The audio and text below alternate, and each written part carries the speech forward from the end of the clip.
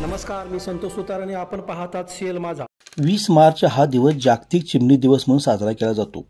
चिमण्यांच्या संख्येबद्दल लोकांच्या मध्ये जागृती घडवून आणण्यासाठी बागिलगे डुकरी विद्यालय व ज्युनियर कॉलेज येथे आज जागतिक चिमणी दिन साजरा करण्यात आला.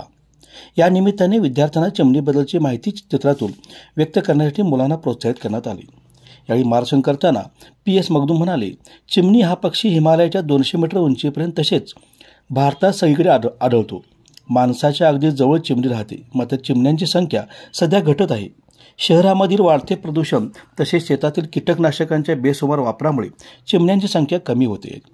चिमण्यांची संख्या वाढण्यासाठी पर्यावरणपूरक प्रयत्न सर्वांनीच केले पाहिजे असे मत व्यक्त त्यांनी केले.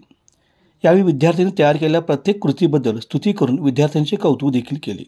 उन्हाळ्याच्या काळात चिमण्यांना आपल्या घराच्या परिसरात पाणी आणि दाणे ठेवण्याची व्यवस्था कशी करावी याच्या सूचना देऊन चिमणी जतन उपक्रमासाठी सहकार्य करण्याचे आवाहन देखील यावेळी करण्यात आले.